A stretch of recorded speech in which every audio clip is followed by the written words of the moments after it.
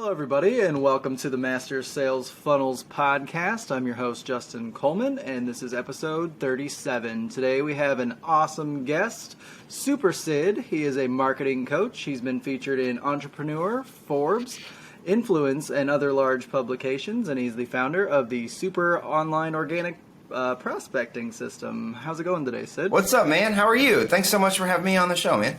Super excited to be here. Yeah. We can just jump right into it. Awesome. Do you want to tell people a little bit about I run an online academy that's called the Better Leads Academy. Like he mentioned, I founded or I created a system called the Super Online Organic Prospecting System. A system really where it was a need that I had, right? So I didn't even know it was a need. I was just doing it because it seemed like what I needed to do to make money. And when you're making money because you need to make money to eat, you'll do whatever it takes. So it was really interesting. I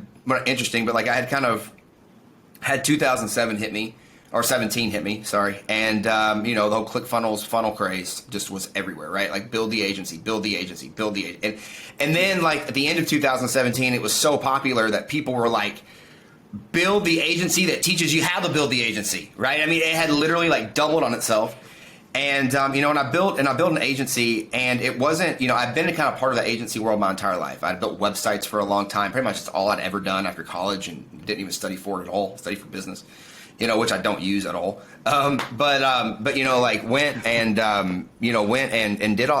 did all that. And, when I moved to Dallas, man, so I moved here close to 4 years ago. And, my whole story goes is classic, my ex-wife had been cheating on me. She got pregnant. And then the next day I'd found out that my business partner at the time, so I was in a SaaS before for restaurants, and my business partner at the time had embezzled over $100,000. And I didn't know about it. So it all hit me in 48 hours. And I went from we were making 11, I was personally making $11,000 a month. And it just went from that to, I have no car, no wife, no dog, house has been sold, and I'm moving in with my parents, and I got about $330 in the bank. I was in a F it kind of mindset, and basically went and spent all of that on marijuana and alcohol, which I'd burned through in a week.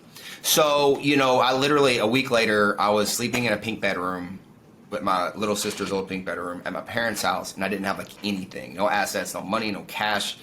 And I was 29, and I was I refuse to live at home when I'm 30. The scariness of so I moved out May 5th and came to Dallas, and I had a garage sale, and I made about $3,000. And I moved here, and I quickly realized it's a little bit more expensive in Dallas than it is in Kentucky. Moved here, and man, I could go into all the things that happened, but over a course of 3 months, it was make or break. And it was interesting over the course of these 3 months, I kind of figured a lot of this stuff out. Not all of it, but a lot of this stuff out. And you just kind of learn how to be resilient and scrap at that. I was young too. I was a lot younger. So you just kind of learn to be resilient, and you're going to do whatever it takes. And it was interesting. I was talking on another show earlier today, and I was talking about how, sorry about that. We got dogs. Okay. I was talking about that, and it's just, kind of funny how all of us have this, a lot of us have similar problems. I talk to my clients about a lot of similar problems that I have. And they'll sit there and they'll say, yeah, obviously we're here because, you're finding the solutions to those problems and you're helping us. But a lot of it is for a lot of people, I think they're just a little bit farther in the journey. So why do people buy information or courses from people to begin with? Why do people go through a sales funnel? Why do people accept offers or take you up on offers? Why do people, buy things? They buy things usually to shrink time in some manner, right? To make things easier, to shrink time. The shrinking time quote came from Frank Kern when I was in a course with him a couple of years ago. And it just sort of hit me. I was like, oh, I thought they bought courses to make money. I didn't know they bought courses to shrink time. And and it's interesting, I was in my live video today, actually. I was saying, I got lighting in here and stuff that's on. We got our key light here, we got our fill light, we got our lights behind us that kind of make this purple hue, and I got my camera setting on the special camera setting that makes it a little darker. And it's the reason I say that is because I had to figure all this stuff out myself. When there was a guy who found me on Amazon looking at all the stuff, and retargeted the hell out of me for 2 weeks on this 14-day like filmmaker thing. And no joke, after I bought all this, I bought the course to make sure that I got it right, and I got it all right. But I probably could have found that out, you know, in days instead of the 6 weeks that it took me to do it. So like the practicality of like, oh my gosh, like if I'd been able to do this in 3 days, what's the opportunity cost of me being able to go? So I think a lot of people buy the, you know, I'd never seen it that way until after I'd learned it. So like, you know, after I heard it, and then I was like, oh, next thing I buy, I'm like, oh, that makes sense. So I don't know, like, but you know, one of the things I did mention in there, I think it's really, really important because of the sales funnel radio that I really want to touch on was the offer, right? Because like, you can build a funnel all day long. You can make a headline. You can put a video in it, and you can add a button. That doesn't mean people are going to buy. And I think there's, you know, a lot of my clients come to me, and a lot of them already have a funnel of some kind, or have tried to build a funnel or lead form in Facebook ads of some kind. Because in their head, they're like, okay, the only way that I can get clients is if I build a funnel and they click the button and they give me their name and email. No, right? I mean, like that, you know, and although that's a great first step, you know, that's the, you know, we really need to understand the buying process, and the buying process comes from the offer itself, you know, and my wife talks about this all the time, and, you know, she's a, you know, NLP girl, so she talks about the brain. But, you know, also people like Russell Brunson, Tony Robbins, Dean Graziosi, you know, like Brendan Burchard, those guys, they talk about this all the time as well. And what's, you know, buying decisions are made first on our left side of, or, you know, left side of our brain, which is our emotion. And then logic is basically the reason why we would buy. So like when you're walking by like the window and you're like, oh, that's cool. That's your emotion. But then when you go in and you grab it and you touch it and you try it on, you ever like went in and you're like trying on like jeans and you're like, oh my gosh, I've wanted these jeans, man, like the new lucky pair of jeans, you know, I got to get them. Or here's a better one, the new Jordans, dude. Like new Jordans come out, I got to check them out. So like I'm going to check out the Jordans, and then I try them on and I'm like, do I really like these colors? Are they really worth, you know, the $120 that I'm about to drop on them? And those thoughts, that's my logic. That's my right side saying, yeah, you want them, but do you need them? Right? And then at that second, I look up and I say, and I see, get the new Jordans today to one day only, and get any other pair of, you know, any other pair of Jordans from 2 years ago absolutely free. And then I'm like, oh crap, I'm getting them now because I'm getting 2 pairs. So who cares if I don't like these 100%? I'll go pick another one 100%, right? So I mean, you know, there's a lot of different scenarios, but you kind of just walked me through kind of like the classic offer, right? Where like, I think people want to put up a product and then wrap a funnel around it and say, okay, I'm going to go sell my coaching program. I'm going to go sell my coaching services, which is a product, right? And they don't really make an offer around the product, so nobody buys. Like, I don't know if that makes sense, but like, think about the iPhone for a second. Steve Jobs, we all have, I don't know, do you have an iPhone, or are you a Samsung man? I got a Google Pixel. Okay, no worries. So like about half the people, and about 55% of people have Google or Samsung, and then like the rest have iPhone, right? Yeah. So Steve Jobs, love him, hate him, he came out with a pretty awesome invention that a lot of people use, millions of people use, called the iPhone. Think about what happens if Steve Jobs, when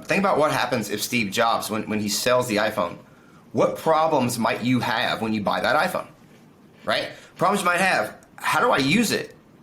What are these app thingies? How do I hear from it? How do I make a phone call? How do I get on the internet? How do I check my email?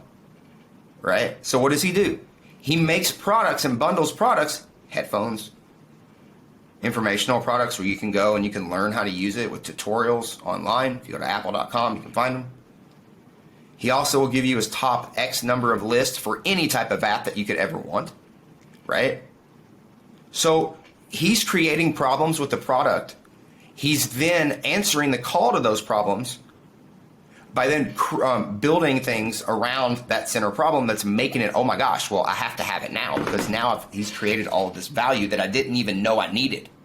Yeah. Right?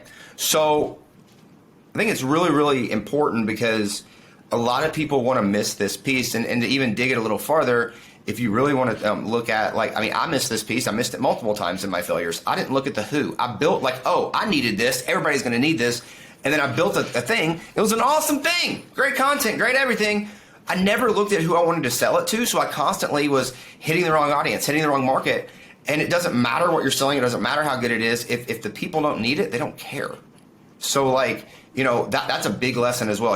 Dan Kennedy talks a lot about the marketing triangle, like message, marketplace has to be meet them on the media. So like, if we, as long as like, our message has got to be good, and the people we're talking to it got to be good. And then those people got to be on the right media. And then both of those things got to be on the right media. And if those things aren't congruent, doesn't matter. And I think like a lot of people mess that up somewhere. And if you really take a look back and you take a look at the marketers before us that did so well, and take a look before they had the internet, before they had Facebook, how did they go and have success? They built lists, right, through figuring out who their who was, and then they distributed their message out to that list. That's all they did. And they made millions of dollars doing it. Why can't we do the exact same thing with a million other tools that we have? And now even the tool of sales funnels, right? So the key is not in the sales funnel. The key is in the positioning and in the offer, and then how you position that offer. The funnel is the catcher's mitt. The funnel is what collects the money. Yeah, you got to build a good funnel. Yeah, it's got to work. But that's the catcher's mitt. Everything else around the funnel, that's the pitcher throwing the pitches. And the more pitches you throw, the more strikes you're going to get. Yeah, or the more goals you're going to score, Wayne Gretzky. Yeah. I've been digging into that a lot, and I'm building an affiliate marketing course. Mm-hmm. And a lot of the problems with a lot of companies, like you said, they don't really have an offer. They just have a product. So that's our advantage as affiliates, is we can go in and kind of make an offer surrounding that, and then that allows us to provide more value for the people who want the product. It makes the sale a lot easier. So, making a course to go along with the product to show people how to use the software, that kind of thing. Yeah, too. And like, if you're looking to like make cash too, like this was a big lesson that I learned. I used to be this big guy, like I got to build this perfect course and then I'm going to go out and sell it. First of all, like in 2021, done is the new perfect. Let's just make that clear. Done is the new perfect. Get the thing done, right? Second, I made a lot of money once because I had an idea. Right? And I was like, I want to do this idea, and I want to make this offer around this idea. I had no idea what I was doing. Like, I didn't understand this offer framework back then. It was just like, I'm going to give them everything I got, and hopefully they buy it. So it's like 3 years ago. And I was coming out with a high-ticket program, and we've since closed the program because we're making it better, and we're going to push another 20 or 25 people through it. And it was the first time I came out with it. I literally had an idea. We lived downtown at the time, so I went on a window, and I wrote on the window marker, and I was like, this is what I'm going to add. And then I literally took my little phone, I put it on a little tripod, and I stood 10 feet away from it with no mics and no nothing, no lights, and I stood back up against a lighted window. No idea what I was doing. And I went live, and I shared it with like some of the people that were on my list that I thought might want it. And that's all I did. And we ended up making 10 sales from it, so I made like 30 grand from it. But here was the secret.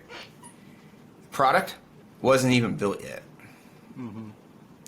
And the secret to that is we ran what's classified as a seed launch. And what we did was in a seed launch is we stayed a week ahead of the people. So I knew that to get started with what I was selling, they needed to do X. This is how we start a lot of stuff. So I did that. And then what I did was I created a form for them and I said, hey, what questions do you have about this, because this is what we're talking about next week, and I want to make sure that I answer all of your questions. What they didn't know was that I hadn't even started it yet. I took the questions, and then I answered their questions. And by answering their questions, that then became the course, right? And all I had to do was stay a week ahead. And as long as I stayed a week ahead, I was able to make $30,000, run a course for 3 months, and all I had to do was every week stay ahead of them every week. Right? And then like, that's, such a huge thing. I think, it could have taken me 3 months to guess. Whereas instead of guessing, I think a big thing that people need to understand with the internet that we have, that people like Claude Hawkins, Dan Kennedy, even Frank Kern didn't have, when he got started. The advantages that we have because we're able to go out to Facebook and ask questions in Facebook groups and get a seed launch or get answers to questions that we're looking for. We're able to use tools like SEMrush, or Answer the Public, and go actually find out what people are searching for. And instead of taking out that guesswork, we can just say, oh, this is what people are searching for. I know how to do that. Let's create some content around it, and then let's go, right? So like ultimately, I think like we make this game a lot harder than it is when we use the right tools and we know what it is that we're looking to create. Basically, what people are searching for to begin with, what people need to begin with, and they're giving us clues by saying, "Hey, I'm going to Google and searching to find this out." Then that makes the game a lot easier, and then that helps us then create the offers a lot easier because we're going to find out what their problems are around said product, and then we can create products around said products that can then be added to the offer that can then easily be their reason to act now. So very, very simple. Like think about it. Somebody comes out with a book, they put out a book funnel. I actually Chris and Stapes over, I don't know if they help people with building Facebook groups, and they have clients and community, and they're super, super cool guys. I just bought their new book. It just came out. And what's really funny is one of their upsells is not the upsells, but one of the parts of the offer is the audiobook. Just having the audiobook is an intrinsic value, right? I mean, like, that's an intrinsic value. You can't go to Barnes & Noble a lot of times, and 99% of the books, you're buying the book. You don't get the audiobook. You have to buy the audiobook. So they're giving it away, and it's like a $50 value or whatever. It's the exact same thing. It's just delivered differently, right? Now, I get it, right? And it's the same reason why, we're doing this podcast right now. The people that are listening to this podcast right now are on the podcast on iTunes or Google Podcasts, wherever they're listening to, Spotify, wherever. When they're listening to this podcast, they probably listened to a podcast previously this week somewhere, right? If they're watching it on YouTube, they probably watched a YouTube video previously this week somewhere. People where they listen and they consume their content is where they consume their content. That's why it's so important to publish across the board. So even if you're publishing the same content, a lot of times you're not putting the same content out to the same people, because the people that are following you on those platforms are different people, so different list. Right.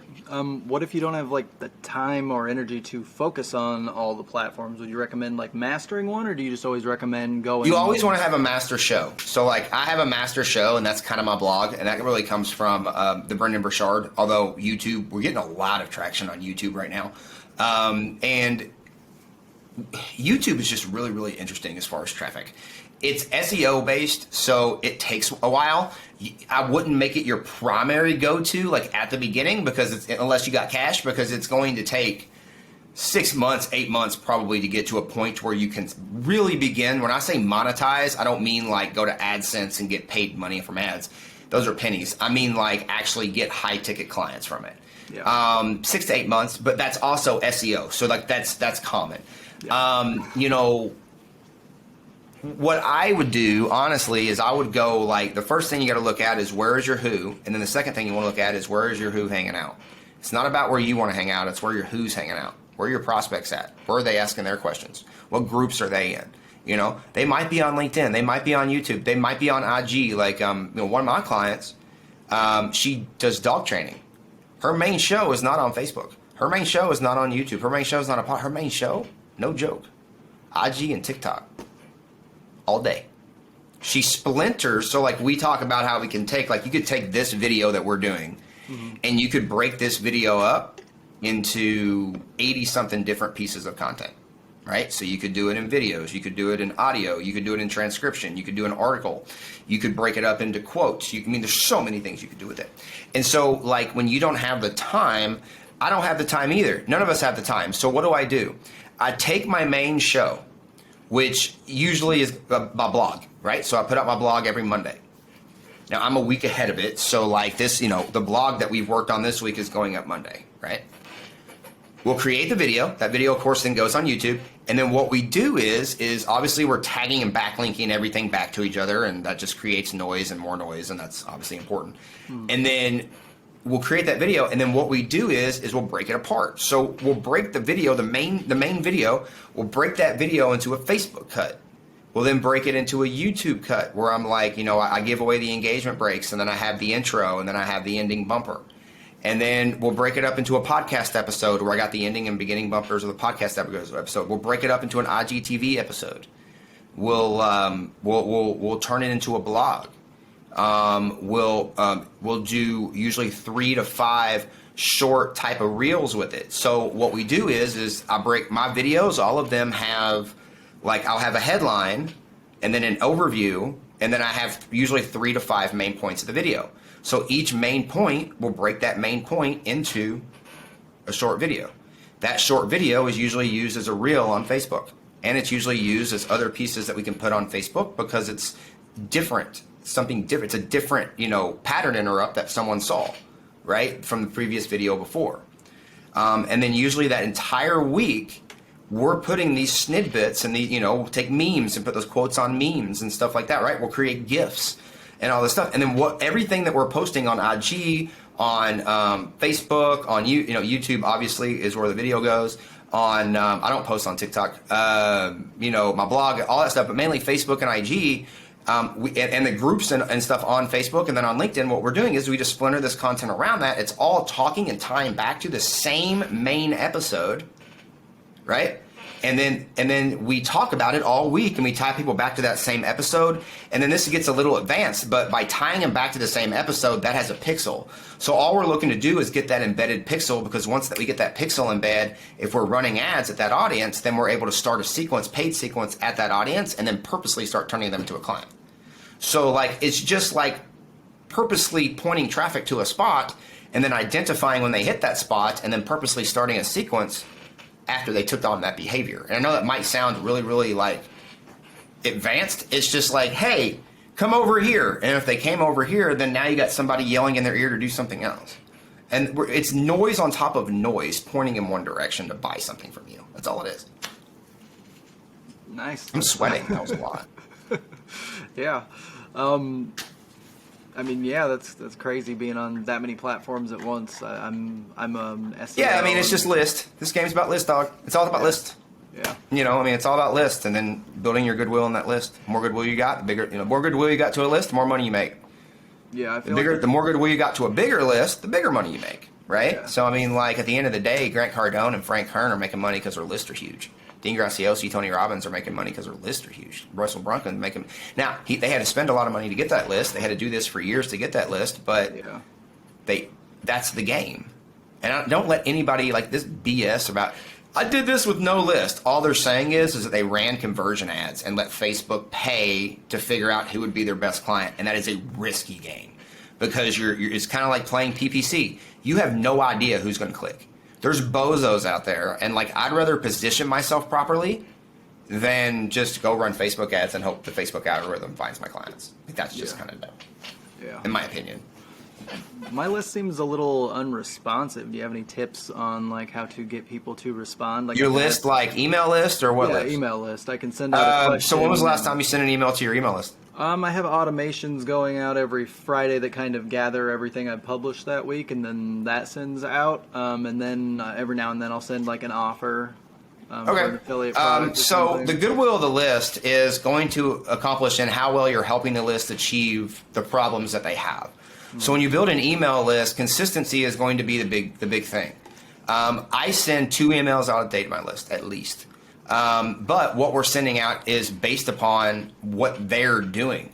I'm not physically typing out. I type out 1 email a day. It's based on my daily Seinfeld. Mm-hmm. And then the other email that goes out is based on where they're at in that automation. So if they've taken actions, we have follow-up funnels everywhere based around our lead magnets. And then so if they take action on that lead magnet, then they might have they might have an evergreen webinar that's about to show to them. So there's all that going on, but then the entire list is going to get 1 email from me that's a daily Seinfeld. People are going to connect in story more than anywhere else. So we need to make sure we're telling stories in emails. It's not just about what you know, it's about the story behind figuring out what you know, because those people are going through those same thoughts, and if you can then cross those thoughts, you then cross over a false belief that they have. You gotta, putting out content just to put out content is a dangerous game, because you can get to a spot where no one's watching it, because they've seen it a million times. There's so much noise out there. The way to differentiate ourselves is no one can duplicate our story. So when we tell our story, people will find our story unique, and that's where we can start building our tribe. So Russell Brunson talks a lot about that in the first 5 chapters of Expert Secrets. Then what we want to make sure that we do is little things, right? So look at your subject line as a hook. That's your headline. So the first thing we got to do So think about the sequence we need to make happen, right? You're sending an email out to a list. First thing they got to do is they got to see it. So what are some things that we can do to help them see it? The headline, emojis in the headline. I put emojis in every single one of my headlines because how many people put emojis in emails? Very few. Who it's from Super Sid. It's not from Sid Clevenger. It's not from my email. It's from Super Sid. It's another little thing. And then, you know, what the small snippet says, right, is also a hook. It's a cliffhanger. The only thing I'm getting them to do, the only thing I care about at that point, I don't care. I'm not trying to sell them anything at that point. I'm trying to lift their curiosity and their emotions so high that they cannot refuse to click. That's all I care about. It's the exact same way, like, you know, when someone's trying to get you into a retail store. The window shopping is to get you to walk in. That's part of the experience, right? So, you know, once they come in, then, you know, now they're in the store. So now you have the show, right? The email. The email, just like any piece of content, you have the hook, the story, and usually an offer. And that offer is usually going to be some sort of fear mechanism. Do it now or it goes away in 4 days or whatever, right? So you're going to usually kind of, the way I like to do it, and this comes from kind of a mix of Russell Brunson, Brendan Burchard, and Frank Kern, where it's kind of like I'll do like my statement or my question at the top. And then below that, you're going to get a lot more click-through when you add a photo in your emails. Because people like to click on images. Because a lot of people like to what? There's three ways to consume information. You can read it, you can see it, you can watch it, right? So although a lot of people have email, a lot of people don't want to spend 3 minutes reading it. So they'll see an image, oh, that looks cool.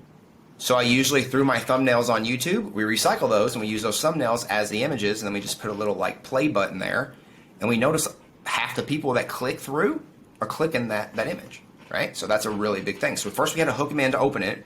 The next thing we had to do is we then had to sell the click. The first thing we did was sell the open. The next thing we have to sell is the click, right? We're not selling them a thing yet. We're selling behavior that they're doing. And then once they click through, that's when we usually send them to the video. And then inside that piece of content, that's usually the first time that we're asking them to do something, which is usually giving them a free lead magnet of some kind, right? So like, and then once they take that behavior to take that lead magnet, that's when my sale starts. So once they take action to get the free lead magnet, then I'm like, okay, here's a 2-week sequence on buying this sucker, right? And so we have, you know, I got an appointment setter. I got a, appointment setter, basically an assistant that's reaching out to them and getting them to do certain, asking them to do certain things. And then I got emails, text messages, and all this stuff happening. And, every day people buy stuff. So, like that's kind of the game. Okay. I don't know. Hopefully that helped. Yeah. That was pretty deep, but hopefully that helped. Makes a lot of sense. I still have a full-time job. I don't hide that. No, you're good. I had a full-time job for a long time too. So, yeah, it's hard making that transition. I think I'm in the process. No, you're good. I mean, just study it. Just the reason, I'm a ball of information. So the reason that is because, I read a lot. And, I'm a big believer, Abraham Lincoln was my favorite president. And, he once said, you spend like 80-90% sharpening the axe, and then the last 10 or 20%, actually, hammering the thing down. So I spend a lot of time creating in my head. And you can't really see it, but over here, I got my whiteboard. I spend a lot of time doing that crap. Right. So I spend a lot of time creating things. And what I mean by that is I have to know what I'm doing before I go and I do it. And I think it's really easy to say, oh, they're going live, I should go live. But there's so many little things and so many ace cards that you have that we should figure out first, because figuring out those ace cards once can then have a huge benefit on every time that you go live. And then you just sort of make a mental note, take down what you've learned, tell the people what you've learned, have your revelation about it, document it, and then move on. And then, you know what I mean? That turns itself into a course. It turns itself into what you're selling, because you're selling your core identity. And your core identity overall, people buy from the person. They don't buy from what the person's selling, dude. Mm-hmm. So with Steve, I got attracted to Steve because of his personality and because of Capitalist Pig. So yes, I look up to Steve Larson a lot, but I'm also able to get close to Steve Larson, right? I can't get as close to Russell. I can't get as close to Tony or Brendan. but I can get pretty close to Steve, like, and what's really cool is like when I started seeing his stuff, his personality was like my personality. So like it wasn't that he's not the only guy teaching how to launch. He's the guy that I like that's teaching how to launch. So like, I bought because I liked him. I could have gotten the information from 100 other people, but I bought it because I like the dude. So like, I think it's very important. Like, it doesn't matter what we're doing. We don't have to, spread out content every day. We just need to be very, very purposeful in what we're doing and make sure that we know who our who is. So we're talking right to them. Steve was talking right to me. I'm talking right to the hundreds of people that I work with, because they're, I'm meeting them where they're at and I'm giving them a solution to their problem. And I'm not just spraying content trying to figure out where to go or who's going to catch it. I'm saying, no, I want these people, I want them to right there, and I'm going to go, bam, I'm going to focus on those 50 people, and I'm going to hit them where it hurts. And I'm going to do it once a week, but I'm going to hit them where it hurts. I'm going to make sure they see it. Sure. So, we had a little conversation before we started recording. You mentioned that you were working on a project with Steve Larson. Did you want to talk about that? Yeah, I mean, it's kind of cool, with Steve, obviously we run my stuff, and, through my stuff is, how I'd help Steve, and this really comes back to your Dream 100, it was just so important, when you're starting out. You're looking to get proximity to people first and foremost. And my dad's told me this kind of quote. Over and over and over again. It's not what you know, it's who you know, right? So like, Russell documented how he got so close to Tony, and now he's in a business with Tony and Dean. Right? And he documented this a couple of years ago, like how he did it. It took him 4 years. But after 4 years, he finally did it, and he got Tony's attention. And Tony ended up promoting his Expert Secrets book, made him millions of dollars in like an hour, right? And anyway, it comes back to that. And like, yes, I was asked recently. Steve Larson was the Russell Brunson's lead funnel builder for 2 years, really when they hockey sticked from, I think, 2016 to 2018. They went from 15,000, I think, to like 120,000 users in those 2 years. And a big reason of that was like right when .com Secrets was out, because that came out in 2015. But then Expert Secrets was right before Expert Secrets came out. And when Expert Secrets came out, that's when they blew up. And he was there, and he built all the funnels. He built all the profit funnels that for Marcus Lemonis. He built all of Russell's funnels. So he built the Expert Secrets funnel. He built the Traffic Secrets funnel. He built the .com Secrets funnel. He built the book funnel. He built the book, which is ironic because he doesn't teach building funnels at all. He teaches how to build an offer, which is really, really funny. He actually like hires that out in his company now. He's like, I've built my 1,000 funnels for my life. I don't want to build anymore. But no, it's interesting. He asked me to be a part, so I signed up to be a part of his program to work. Just not because I needed all of it. I don't sign up for programs because I need everything in the program. I sign up for programs because there's usually 1 or 2 specific pieces that I want to go deep on, and then I get proximity to the person teaching it. So like I got proximity to Steve. He saw that. Don't get me wrong. He noticed it. He reached out to me just a couple of weeks after I signed up because I went through the program in the first weekend. And then I started implementing it. And then he saw the success I was having with it. And then a week after he saw the success I had with it, he reached out to me personally and said, hey, yo, bro, I'm taking this program. I'm doing a 5-day sprint with it. And I want you to be a mentor if you're cool with it. He did offer to pay me some money for my time. But, like, I could care less. I would have did it for free. Don't tell him that. But, like, I would have did it for free. Because, like, the proximity, he's giving me free access to the people that he had to pay thousands of dollars to get access to. Right? I'm getting free proximity to those people.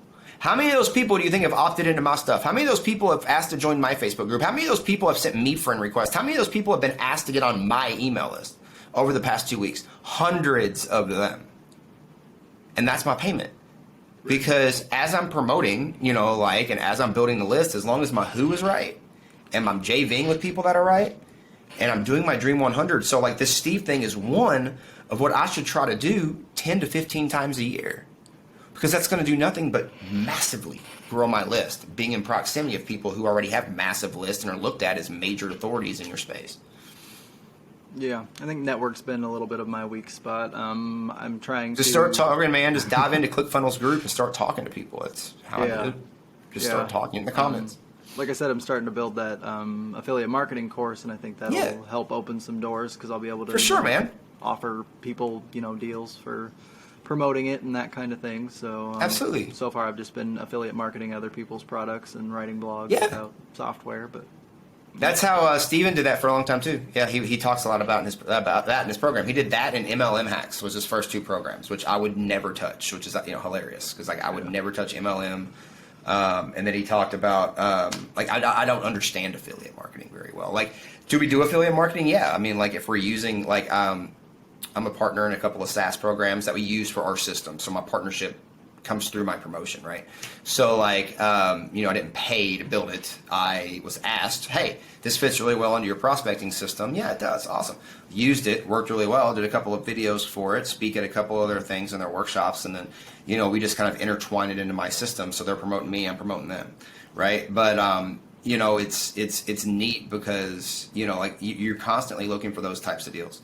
80% of your customer base is going to come through you doing those types of deals. The other 20% is going to come from your evergreen strategy, or you're running Facebook ads, or paid traffic to a funnel.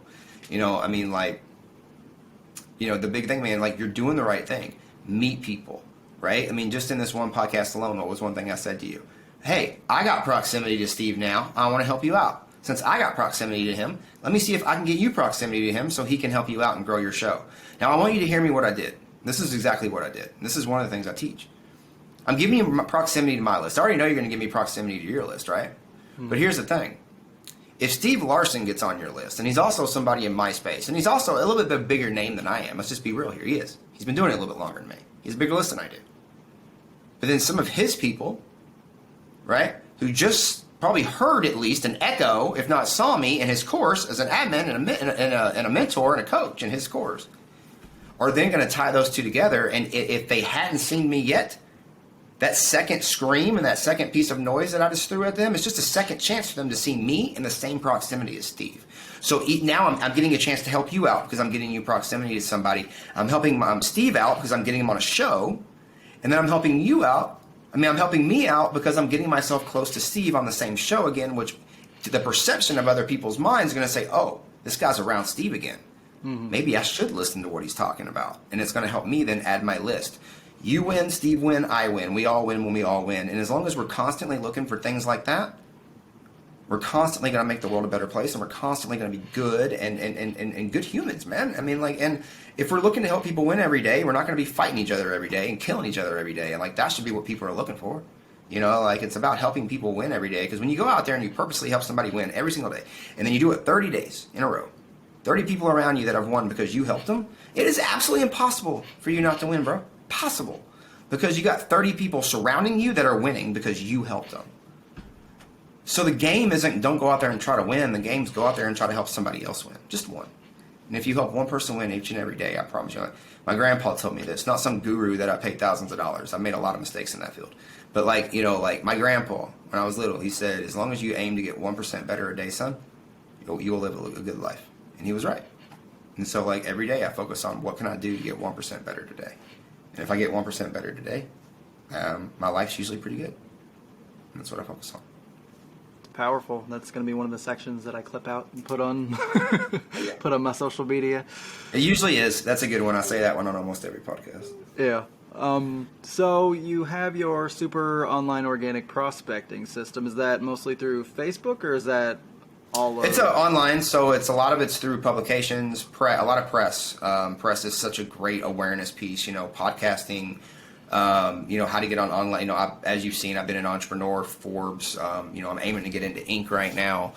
Social Media Examiner, or a couple that I'm working on right now. Mm-hmm. But just constantly getting in those. And like we talked a little bit about earlier on in the show, people consume information differently.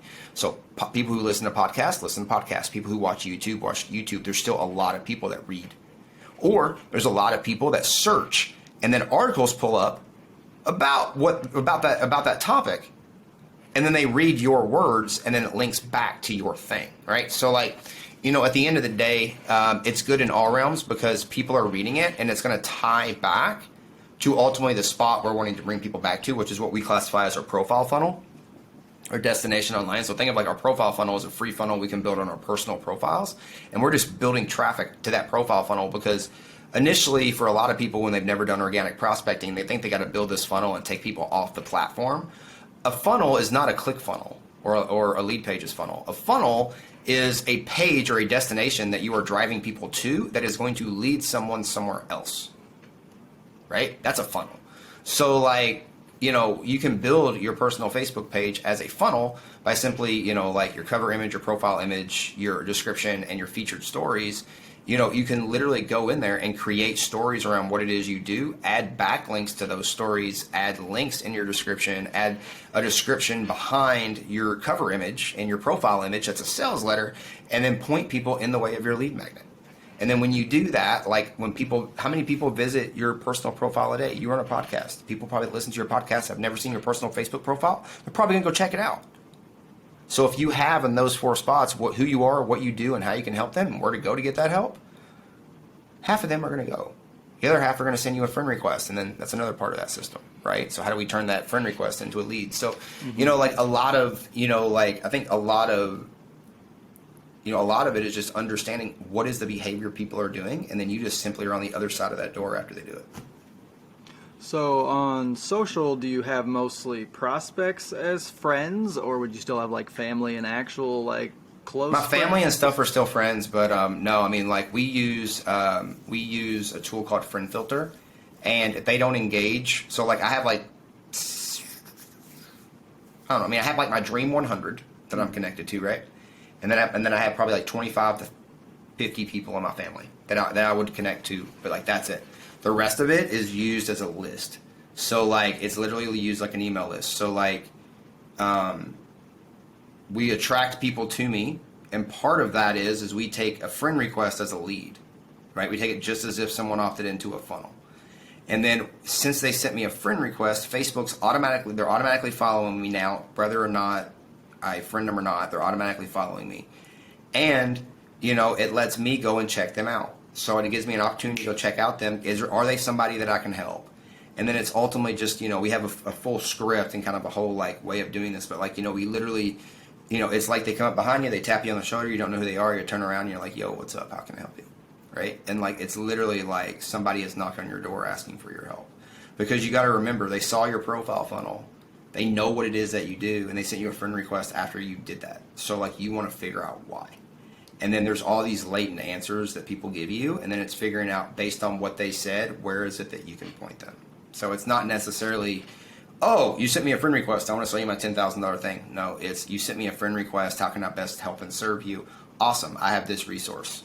Go there. Yeah. And then you're just purposely pushing traffic. Now, I used to manually do that. Now we have, that's part of one of those SaaS programs that we have. So like, like now when someone sends me a friend request, we automatically are running them through this conversation. And then based on where that conversation ends at the end of the day, one of my assistants will go through and answer all those based on our scripts and, point them in the directions that they want to go. Yeah. So it's really turned into kind of like an everyday, very efficient. It used to take me hours, and now it takes us 10 minutes.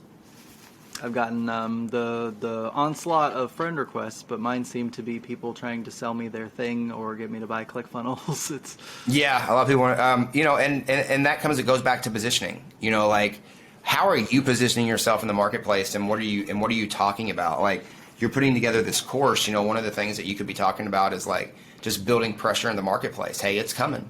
And then it's just like, build something to where it's like, when it's ready, do you want me to email you about it? And like, one of the things that I do is like, when I get an idea and it's not ready and I'm not even promoting it yet, I'm going to go ahead and buy a domain. I'm going to go ahead and create a landing page, and it's going to say, working on it, but when it's done, it's going to be epic. Mm-hmm. Right? And then if they click on it, they get hit with the Facebook pixel, they get added to my audience there, and they get added to like my list there, so I can still run my ads and stuff to them so I stay in front of them.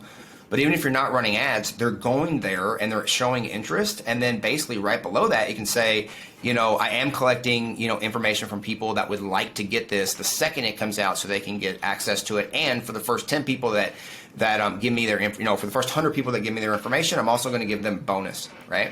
So like that's going to be their reason to get that. And then that, it's just an idea. And then you're collecting emails that way well before it's just an idea. Yeah. Right, but you're getting their emails and you're able to start marketing to them well before the idea is even built. So like I do that kind of stuff all the time. It's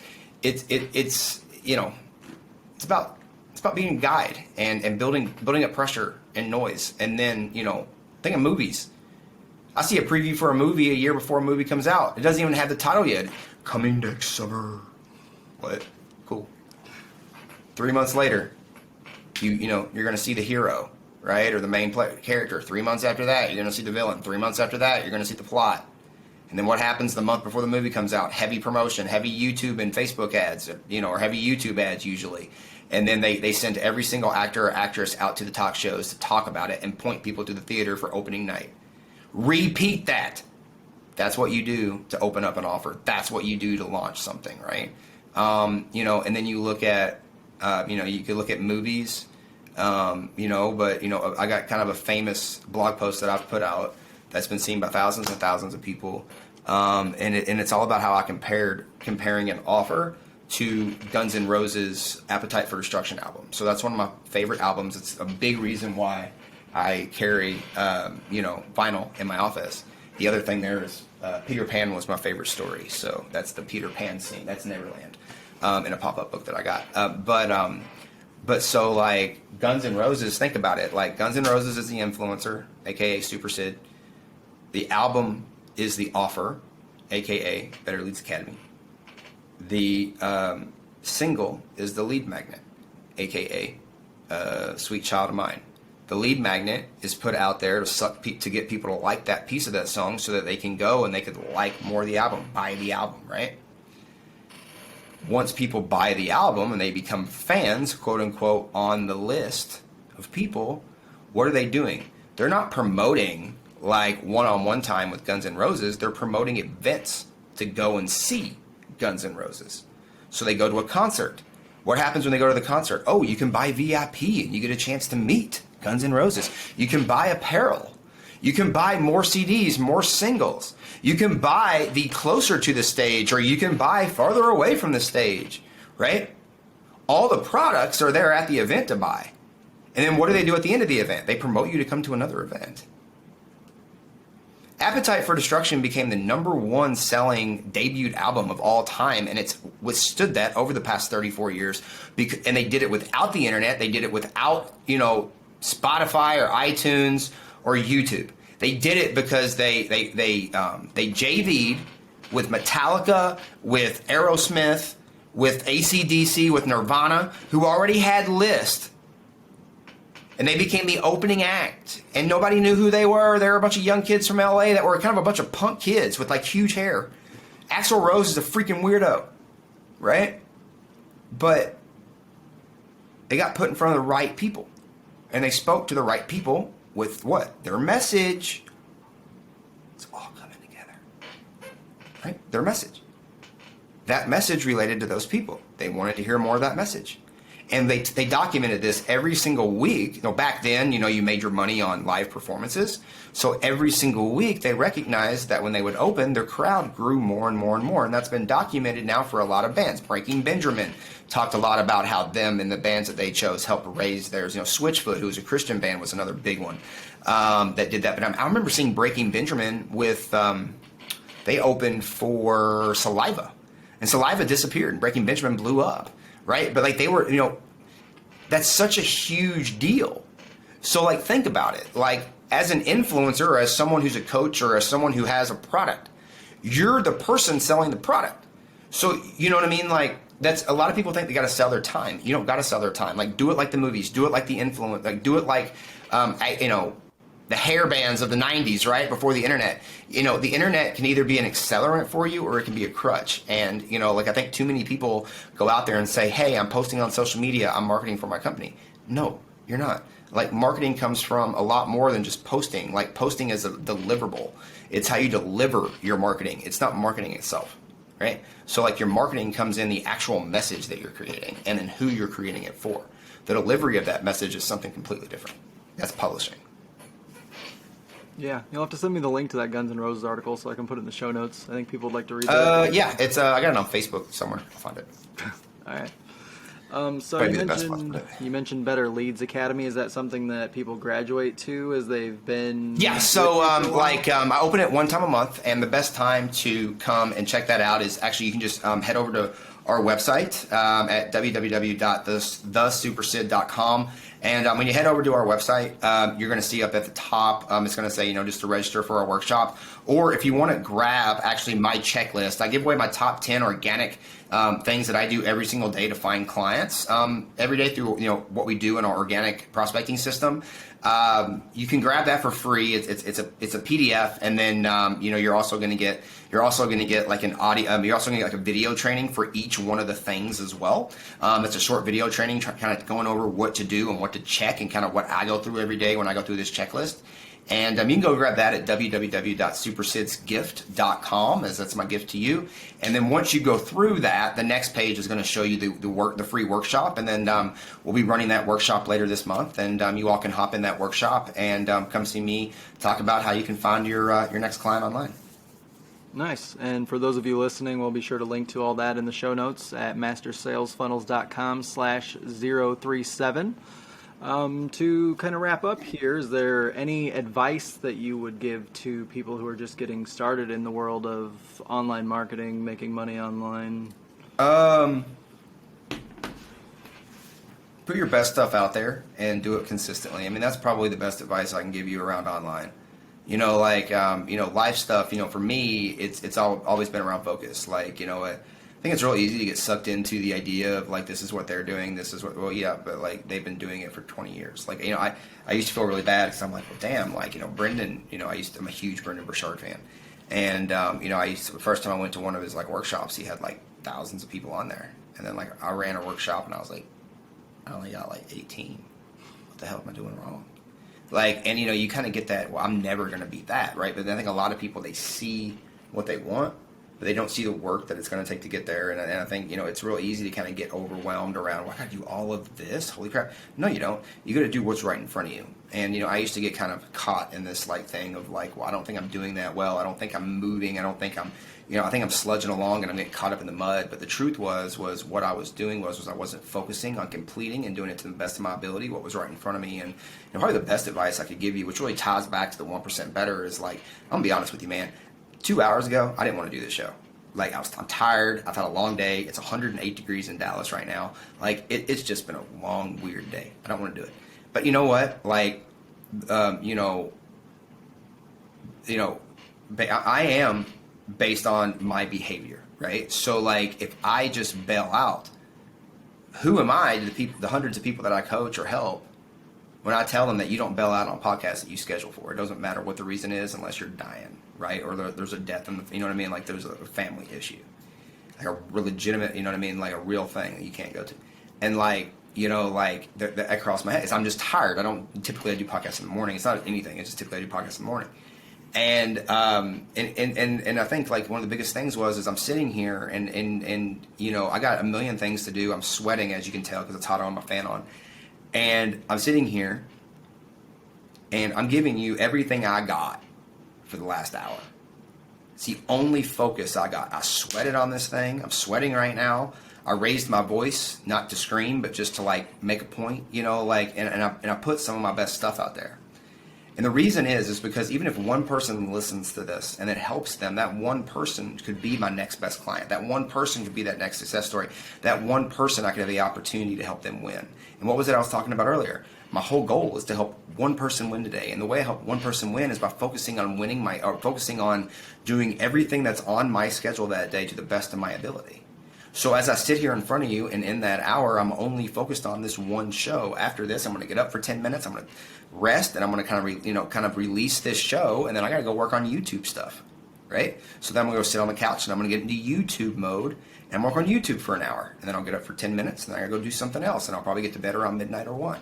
So it's not a matter of doing anything faster. I've actually found that when you slow down, you can speed up. You just have to be extremely focused on what you're doing. So and there's no magic pill for that. I sit down, I shut my door, I have the thing, I'm here on time, and I sit here and I stare at this screen and you ask me questions and I answer them.